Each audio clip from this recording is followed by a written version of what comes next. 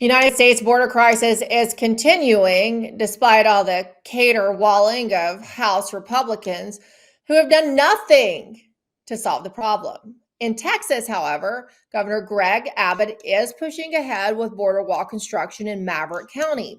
But will it actually be enough, or is it all just an election year show? Because the cartels are ruthless and they have their ways of engaging in human trafficking and fentanyl smuggling, like using children as decoys by dropping them in the middle of the Rio Grande and then infiltrating into the U.S. somewhere else.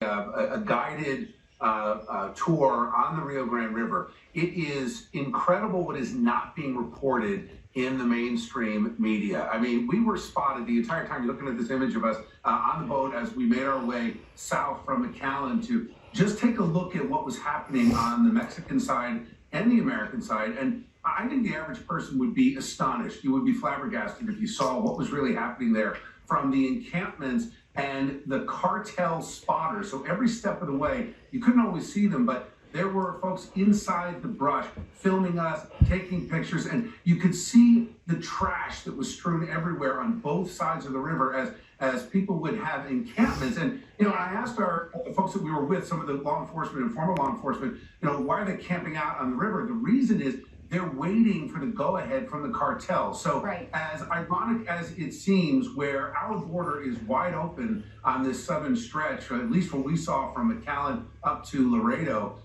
there are rules on the Mexican side, and no one crosses without paying the tax to the cartel. And of course, the price for non-payment is death. Yes, well, and the cartels, the Zeta cartels, were controlling Miguel Alemán, as you know, just over the Rio Grande there in the Roma section. I have some good friends down there, and there's so much money being made. You're right. The cartels are now warring over each other. Children are caught up in all of this, too. And I think when we look at what's happening at the border, it's a crisis on so many levels. We know that there is deadly fentanyl getting in. We know there's people on the terror watch list. And, Bill, when you see it and you say it's not being reported on, how infuriating is it when you hear our president saying, we need more money from Congress, because we know that that is pure gaslighting.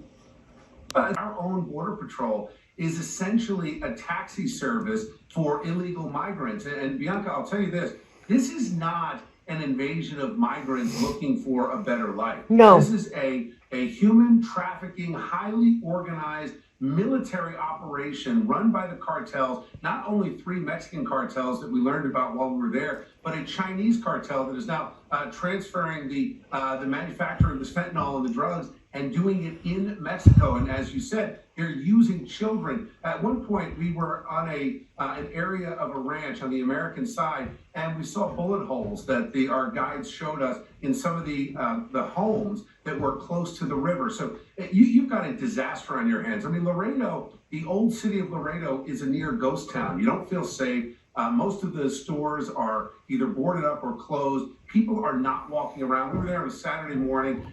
It is absolutely disheartening to see this. But one former and then a current Department of Public Safety, a state trooper in Texas, talked about how they will leave kids in the middle of the river to distract our law enforcement while the operation of getting military-aged men is going on. And it's not just cartel members who are coming across the border, but even suspected Hezbollah terrorists, as well as Chinese nationals who very well could be sleeper agents for the CCP. But it's not just the southern border that we should also worry about. As pointed out by Representative Elise Stefanik, Canadian border crossings have shot up every year as well under the Biden administration. So you can't just say it's a southern border crisis. We got a border crisis. We actually have a sovereignty issue. A new film, Border Invasion, An American Crisis, unpacks all of this in stunning fashion. Listen. Within a matter of 2 months, Joe Biden went for the most secure border ever to historic illegal immigration. So he opened the floodgates. I would, in fact, make sure that we immediately surge to the border. All those people are seeking asylum. Biden has created this border crisis by allowing these folks to come across our border, and that has been detrimental to our country. They have deliberately opened the border to fundamentally change the fabric of our country. Now Americans across the country are bracing for the end of Title 42 as thousands of migrants wait along the Mexican side of the border. Officials telling NBC News most migrants are now being released into the U.S. It is becoming harder and harder not to conclude that the border crisis is intentional. We have over 200,000 illegal aliens that have been flown in from their home country directly into the U.S. Nearly 2,000 migrants were moved from Floyd Bennett Field to James Madison High School, forcing those students there to learn remotely yesterday. I see towers here with cameras mounted. And how many of these do they have down the a bunch of them, frequency? all over the place. And do any of them work? No. The last president obviously was very firm in, I'm going to build a wall. We will build the wall, don't worry. Joining us now to discuss all of this is the author of Agent Under Fire, A Murder and a Manifesto, retired supervisory special agent for ICE and a candidate for the Republican nomination to represent Texas's 23rd Congressional District, Victor Avila. Good to see you, Victor. I mean, every time we talk, it just gets worse and worse and worse. And I hate to be so depressing, but okay, let's take the positive side of this first, because Governor Abbott shared that video that we showed you at the top yesterday, showing the construction of the border wall in Maverick County. Is this a good move, and will it make a difference, Victor?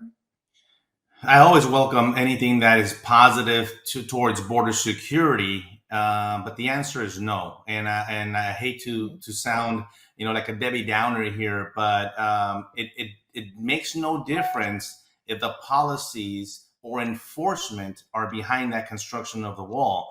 And of course, we know what's happening at the federal level. There is no enforcement, and then the state is not allowed to do it, or still won't go above and beyond to actually repel the illegal aliens coming through the river because of lawsuits and many other political issues. And so what's happening meanwhile, Emerald? The illegals continue to come in. So yes, the numbers dropped, but I want people to understand the reason why they dropped on the Mexican side, on the Texas side, is because of that deal that the Biden administration waited with Mexico. It has nothing really to do with the wire, although I welcome the wire. I welcome all barriers. They're good. And it does help slow them down, but the illegals are going around now through the Kickapoo Reservation there in Eagle Pass, Texas, or about 10, 15 miles on the other direction near Quemado and Normandy, Texas. So yes, the numbers drop, but they still continue to come in. You mentioned that potential terrorist that self-admittedly said that he was a Hezbollah member, but we don't know if he is or not, but he came in through El Paso, Texas. And Arizona's getting hit super hard. And based on this, these numbers that we're living with right now, according to the Biden administration and that Senate bill that they want passed, the border would be shut down right now, because I think that bill calls for about 5,000 per day. Well, we're there already. And so you mentioned the northern border. Very, very important not to discount the northern border. Now, there's been an increase, but obviously it's the winter months and it's difficult to go through the snow. Most of the people coming from tropical weather areas. But wait until it warms up. You're going to see a bigger influence and movement and activity on the northern border. And then we go to the other side. Like, we don't have enough. Now we have to worry about Florida and the Haitians coming in. Yeah. By the way, I want people to know the Biden administration has already allowed over 130,000 Haitians into the country. So let's not pretend like this is the first time that Haitians are going to come in. The difference here is that if we allow it through the open waters, through the ocean, if that happens, Emerald, we're going to be in bad shape, not just in Florida, but the entire country. And I'm glad you brought that up, Victor, because I specifically wanted to ask you about this. Because there's been some mixed criticism and praise for the action taken by Governor DeSantis on what we're seeing coming particularly into Florida from Haiti. So first off, I want you to take a listen to the border control efforts of Governor DeSantis as he deals with his own border crisis with the bloody revolution that is underway in Haiti. Listen. Forces that are going to continue to keep the people of Florida safe. Just recently, within the last couple of weeks, and this will be made public later today, our Florida Fish and Wildlife officers interdicted a vessel that had 25 illegal immigrants, potential illegal immigrants from Haiti, in their boat, in their vessel. They had firearms, they had drugs, They had night vision gear and were boating very recklessly, which would potentially endanger other folks. So that vessel was interdicted near the Sebastian Inlet. And those illegal aliens were turned over to the Coast Guard for deportation. So well, I applaud the efforts of the state. It kind of reminds me, and the irony here of the same thing that we're trying to do in the state of Texas. All of a sudden, it's the state's responsibility to take matters into their own hands when really it's still the federal government's jurisdiction and responsibility to take care of these matters. But listen, I'm all for the states doing it, adopting Article 1, Section 10, Article 4, Section 4 of the Constitution, and putting it into action. I'm talking about actually repelling these illegals. Do not let them come in and hit land in Florida. Now, I'm getting conflicting messages with the CBP Air and Marine operation versus the Coast Guard. Some are saying that they're going to be repelled back to Haiti. I hear that they're going to be escorted into Florida. I even heard an option that they might be taken to Guantanamo Bay. So I don't know if they're going to reopen that again or not. And so the problem here, Emerald, is this miscommunication and no clear mission, which is something in the law enforcement world and military world. And I tell you from experience, that's the number one thing you need clarity, especially at the field level, that you know exactly what your duties are. But what the Biden administration is running into here is that the men and women of these agencies want to do right. They want to enforce the law. They don't want to allow people to come in, but they're fighting with their own administration and policies and orders against that. And it's causing a lot of confusion. And you know what happens when there's a lot of confusion, a lot of things could go wrong. Yeah. Yeah, no kidding. And there's an endless amount of confusion down at the southern border. So just to clarify, we don't know once they're turned over to the Coast Guard. Is that's right? Or can you just explain to us again? We don't know for sure what happens with these Haitian nationals. If they're going to be repelled, if they're going to be sent. Possibly, I hadn't heard of the Guantanamo option, or if they're just going to be escorted into Florida. We don't know yet. We surely don't know. And there's already been boats that are interdicted, by the way. One of the ones that was in the first ones that was interdicted, guess what? They had guns and drugs. The Haitians did. And so that's just a big indicator of who's coming over. Listen, we can't afford in this country to take these people in. I understand what's happening in Haiti, but there's other countries. We got the Dominican Republic. We got, how about we send them to Venezuela, which is about the same distance from their country to ours, from Haiti. Why aren't we talking to these other surrounding countries to do their part? Why is it that the burden has to fall on the United States? And so you're absolutely right. We actually don't know. And what's going to happen here, and I'm afraid, Emerald, is that you're going to get a boat with thousands of Haitians, and it's going to make worldwide news that they made it to land in Florida or the Keys. And then all of a sudden, it's going to send a message to not Haiti, but the rest of the world that we already know the southern border is open. Now they're going to have another option to come through in Florida. It's not going to be a good thing. We already don't have the resources to begin with. So I support whatever efforts can be done at the state level as well. So you make an excellent point that if Governor DeSantis really doesn't handle this the right way and with strength out the gate, that this could turn into a knock-on effect. I had also not thought of it that way. I heard one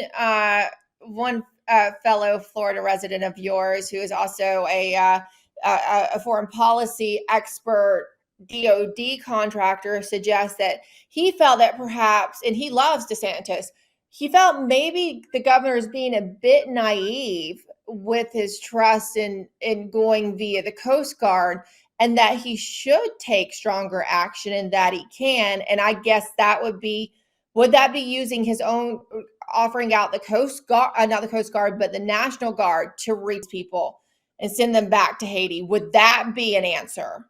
Yes. And isn't that a reminder of what we've gone through in Texas, where the struggle between the federal government and the state government, all of a sudden Florida is going to find themselves in the same situation, that they're not going to be fighting Haiti or other people. They're going to be fighting our own government.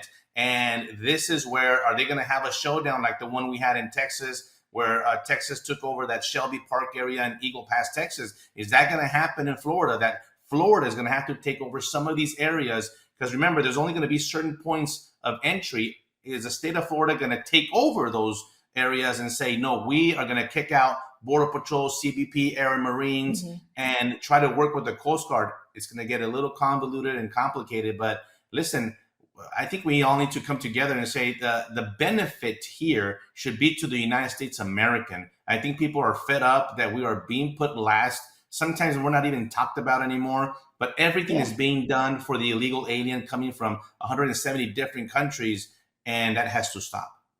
Real quick, this new documentary that's coming out, tell us about that and where people can watch it, Victor.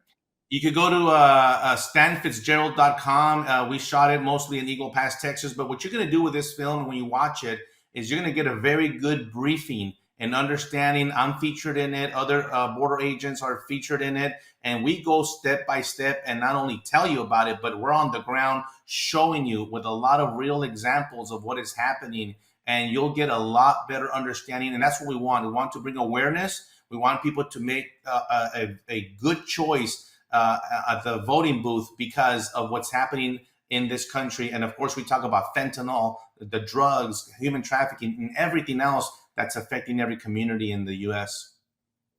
Yeah, look, we're at a breaking point. I think everyone realizes that, and the polling shows that even Democrats feel that way when it comes to our southern border and our northern border, as we also talked about, that often doesn't get as much attention. I can't wait to see it. I haven't seen it yet. So, Victor, thank you for what you're doing, and thanks for bringing awareness to it. And our audience, go watch the documentary. We'll have you back to discuss in more detail again in the future. Thanks, Victor. Thanks for having me, Emerald. Victor said, go out and vote. The question is, does your vote count?